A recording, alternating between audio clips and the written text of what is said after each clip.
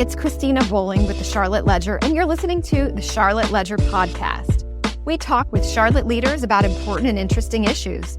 Our goal is to make you smarter and to introduce you to people with insights about trends in Charlotte. You can find out more about the Charlotte Ledger and subscribe to one of our award-winning newsletters by going to thecharlotteledger.com. Today, I'm happy to have with us Claire Schuch. She's the head of planning services for Charlotte-Mecklenburg Schools.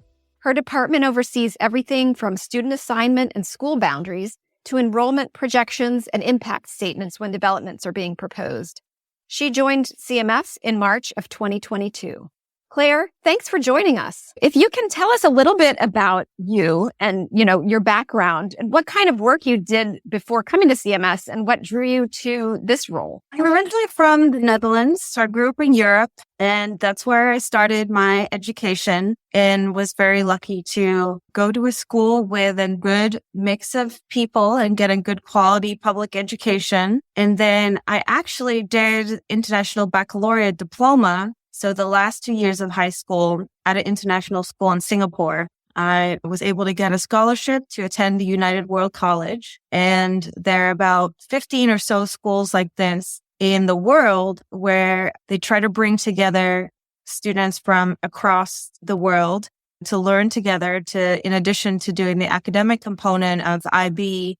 There's also a lot of just focus on the cross-cultural understanding. From there, I learned that there were opportunities to go to the US for college. And so I ended up attending a small liberal arts college in St. Paul, Minnesota called McAllister that is very much known for its internationalism and service to society. There, I studied geography, international studies, and community global health. And then I went on to get my PhD at UNC Charlotte in geography and urban regional analysis.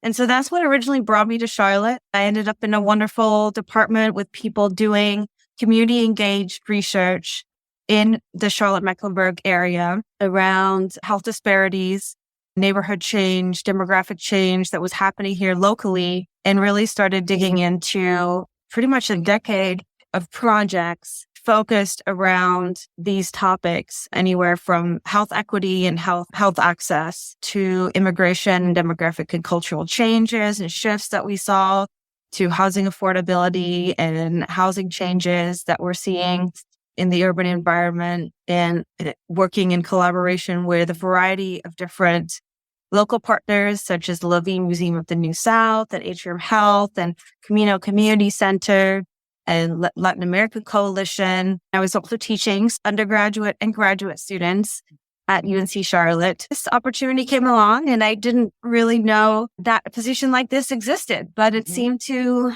line up with my passion for education and as well as looking at it from like this planning and geographic perspective. And so I put my name in the hat and ended up getting an offer. And then I started on March 21st of this year.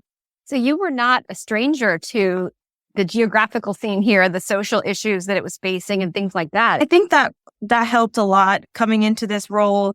There's a huge learning curve, to be honest, because I'm new to K-12 education, but I am familiar with a lot of issues that are happening in Charlotte historically as well contemporarily, and all these different neighborhoods in the county. And I think that really helps. So let's talk about your department. How big a department is it? How many people work with you in planning services? And what is your role? We are a small but mighty team, is what I like to call us. Planning in K-12 is really kind of its own unique thing. And we do a variety of different tasks, including enrollment projections. So we try to project how many students are going to be in each grade and each school each year.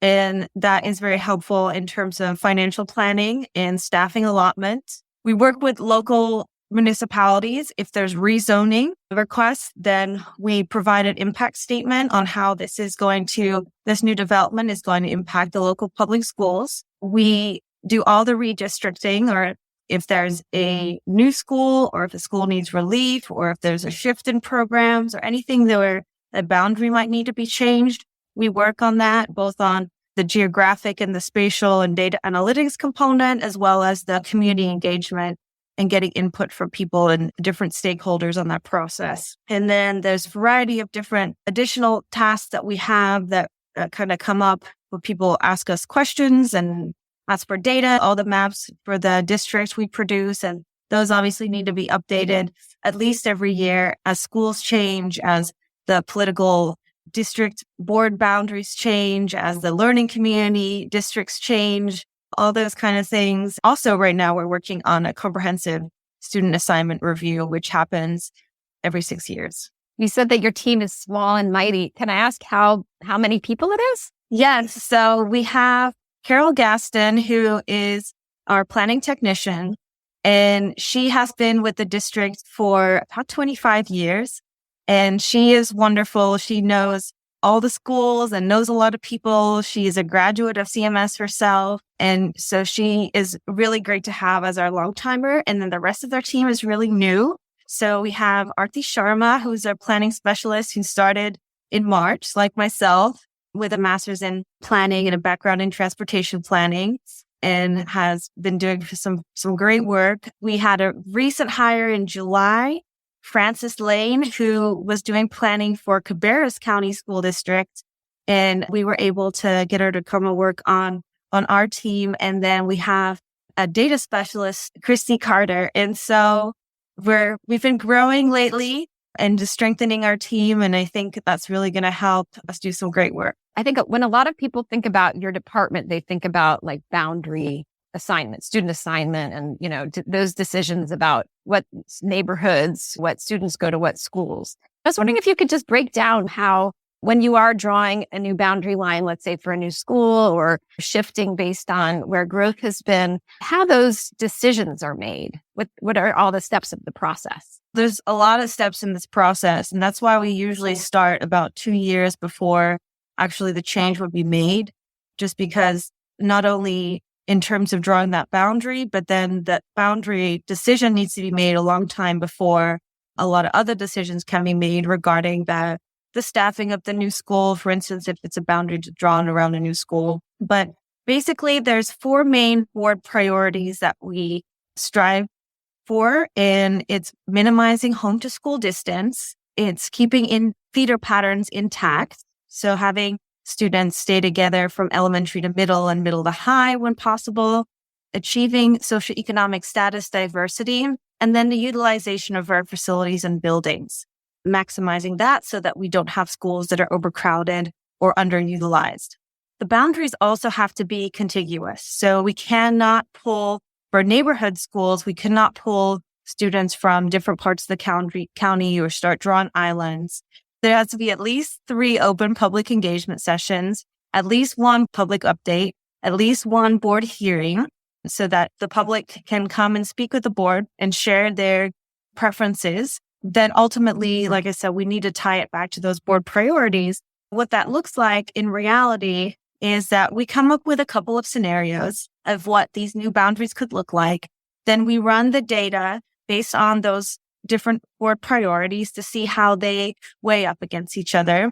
And then we start getting feedback from different people on those scenarios. And so we ask for feedback both internally and externally. So externally, we speak with principals and learning community superintendents, with parents, with staff, with other community members who are engaged in this process. And internally, there's a lot of people that we have to talk with as well, because obviously, an idea can be great in practice and maybe even gain a lot of public support. But if it doesn't work financially, or it doesn't work in terms of transportation, or there's issues with the logistics or operations or the academics, then it's not going to be a successful change. And so we have these iterative conversations. We're continuously adjusting the scenarios and then ultimately coming to a scenario that we consider would be best for the district. In some cases, you have groups of like community members, I don't know, a task force, I don't know what exactly you'd call it, but to meet, right? To give feedback and to talk a little more in depth. Yes. So particularly though, the boundary changes that are extremely complex in nature, there can be use in having an additional group, a work group with certain stakeholders to assess certain scenarios prior to it going to the public or to act as a liaison between the public and the district. So we kind of have a bit more of a finger on the pulse of what people's concerns are, what people's questions are. And so right now for the South Charlotte Relief High School, relieving Ardrey-Kell, Myers Park, and South Mecklenburg in 2024, we're working with a group of parents representing different feeder patterns in the area. And they're helpful in sharing with us the concerns and the questions that parents have so we can be more proactive about addressing that. And I should also add that ultimately it's not my decision. After all these different people and all these different groups have seen a scenario and we've been able to narrow it down to one scenario, the superintendent gets to review it and then we'll make the final recommendation to the board, and then the board actually votes on it. So they may vote on the recommendation as it is from the superintendent, or they could say you have to go back or change certain things. I know that these, especially the boundary and student assignment decisions, conversations, scenarios and all that can be a little tense in communities. How do you kind of navigate that? And, you can't always make everybody happy. This is the hardest part of my job, especially emotionally, because I do want to make everyone happy and I want people to be happy with CMS and their education that they're getting for their child. And you can never blame a parent for wanting the best education for their child. What we then have to do is sometimes take a step back and look at how this affects all the kids, and not just the kids that are in school right now, but the kids in the many years to come for when we're making these boundary changes. And sometimes you have to weigh off different priorities, and there's not always going to be a scenario where everyone is happy. And I think that's really the hardest part, because again, like I said, I think ultimately you want to come to a position or an agreement where the most people are satisfied with it. But it's also changes really hard, especially we've just gone through COVID. I think all of us in public education and parents and students are been going through so much transition, and then introducing another transition is really, really hard. And people have generally invested a lot in their public schools. A lot of parents are very engaged, and they've really worked hard to create that strong school community. And so I completely understand that creating then another shift or a transition is very difficult. But people also adjust pretty well, and especially young people, especially students, some of them get to go to brand new schools, which is also really nice, and get to be pioneers really being the first graduating class and starting off these new clubs. And so there's also opportunities there for students to do great things. I've heard that you are someone who gets out of the office a lot and is open to meeting with communities, seeing things firsthand, driving around and seeing people. Talk about that kind of philosophy or that approach to your job, and, what you've learned about what's important to like these families and communities that you meet with. One of the favorite parts of my job is when I actually get to go to schools and neighborhoods. I wish I could do it more, to be honest, because that's the part that I really enjoy. And I love it when I get an invite to go to a school or to walk with someone through their neighborhood, or just to get to see things on the ground. I think that's really important to get that perspective, because if you're just looking at a map and you're just looking at the data, you don't always get that. And I think that's also why it's so important for the public to communicate with the district, because you all bring very unique perspectives and expertise in your own communities and your own schools that we can't know all the dynamics at all the schools and all the neighborhoods. And then just from a kind of like a methodological perspective, coming from a background of doing participatory research, the whole framework there is that you work together on a research project, or in this case, on a solution, and you kind of come around and share your own expertise. And so I might have resources and knowledge from the district side of things, but everyone else brings their own knowledge to the table. I think using that philosophy is beneficial in this boundary change process. I think there's I think that a lot of times there's distrust for large institutions. And in some cases, that is very valid. And I think where we can be transparent, we really need to be transparent as possible in terms of how these processes function and how these decisions are made. The more we can build trust with the public, I think the better. I think it's great when people are willing to open up and share these things with us, and then we can regain some of the trust that maybe has been lost over time. Let's refresh my memory and where we are right now with the South Charlotte Relief School. What's the timeline going forward? The new high school is going to open on North Community House Road in 2024-25 school year. That's what the current schedule is. And then the decision on the boundary is going to be voted on by the board next February. And so that leaves about a year and a half for, like I said, all the other things that need to happen when a school opens, not just on terms of the construction and the building and facility side of things, but also hiring the principal, determining all the curriculum and extracurriculars and sports and all that kind of thing. So what that means then for the next couple months leading up to that February vote is where a lot of this community engagement takes place in sharing some scenarios with people and getting their input.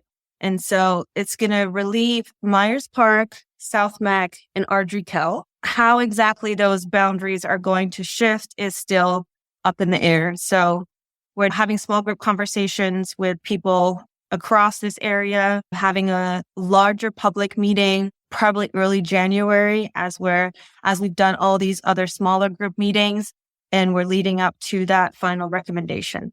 I had it on my calendar that there was a meeting like first week in November. Is there any meeting coming up in November? So is that an old date? I had it on there and I didn't remember. Yes, originally that's what we were thinking. And this is where sometimes timeline shifts because we learn new things and then reconsider. And we just weren't sure if we were ready for a big public meeting this early on. We were thinking strategically, let's just do some of these smaller group conversations and then make sure we're actually ready. Because the last thing we want is for people, because there is obviously already a lot of stress and unknown about this decision. And so we want to minimize the amount of panic or anxiety that sometimes these conversations can have. So that first meeting, instead of November, it'll be closer to January. That's going to be when we're towards a recommendation. Okay. But in the meantime, we are doing a lot of the small group sessions. So I've already started last week and this week with some smaller group sessions with staff and with parents at the different elementary, middle, and high schools that might be impacted. So should community members just be on the lookout through their elementary or middle schools for those opportunities to engage that way? Yes, a lot of the communications will go out through the school, through the PTAs, through the principals.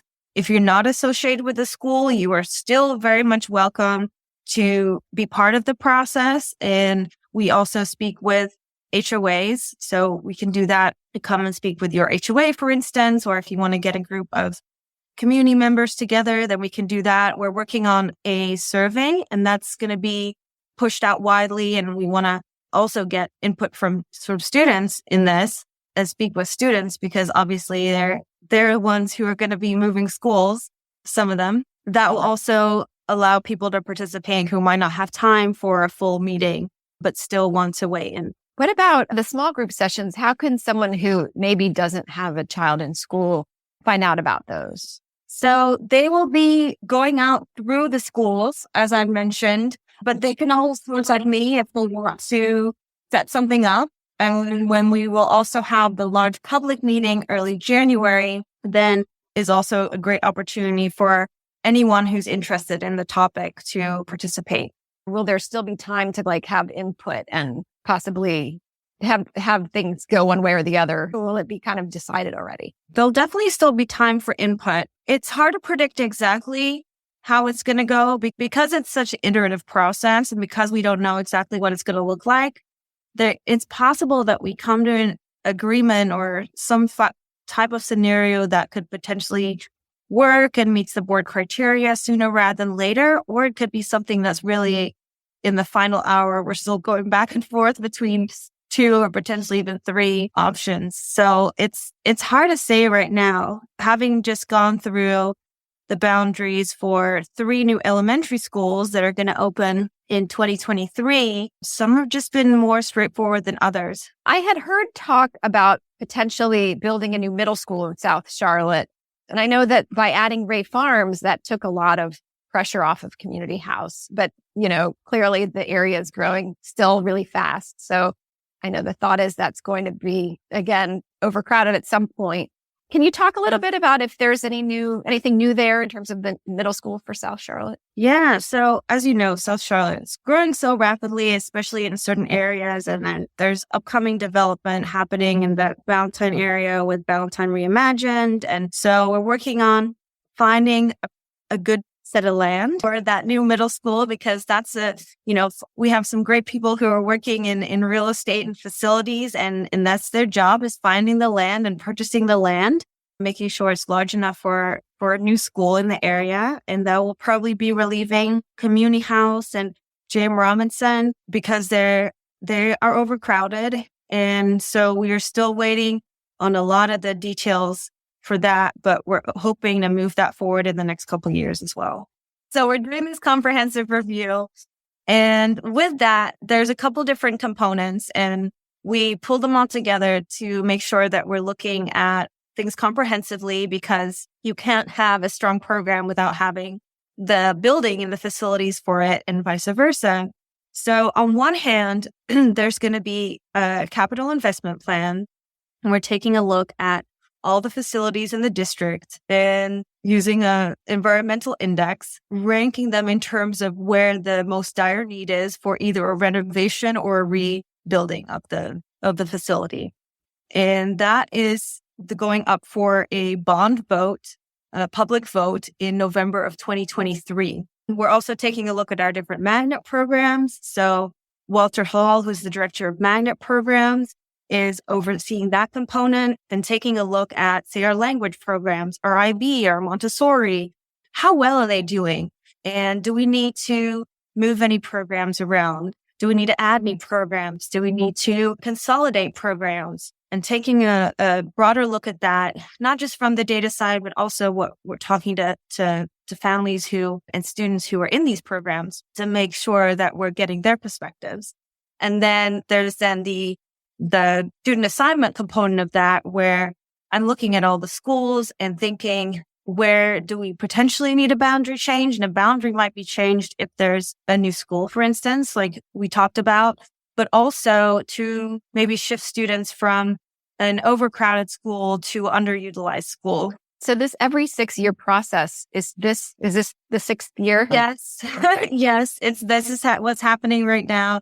And like I said, we're looking at the facilities, we're looking at the programs, we're looking at some other educational models that have been implemented over the years, like the neighborhood K-8 model. So originally the neighborhood K-8 model was introduced into CMS because we saw learning loss from 5th to 6th grade. So in order to not have that transition, we created neighborhood K-8s. And so a neighborhood K-8 would be different from a magnet K-8, because a neighborhood K-8 is based on your address, so the school boundary, versus a magnet K-8 or any kind of magnet or choice school is something that you opted to through the lottery. So those are the different types of options you have available in CMS. And so now we're taking a closer look at those K-8s and saying, is this actually what's best for students? And inviting people to speak to us about what they like about those K-8s, what they don't, and what the options could be if we move back to either from a K-8 model to just a K-5 and 6-8,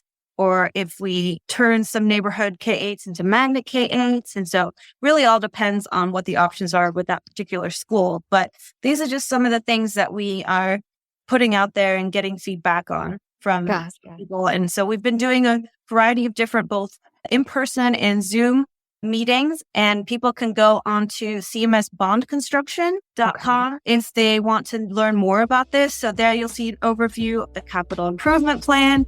You'll see overview of the meetings. Okay, that's a wrap. Thanks so much to our guest, CMS's Claire Schuch. And to our listeners, thank you for listening.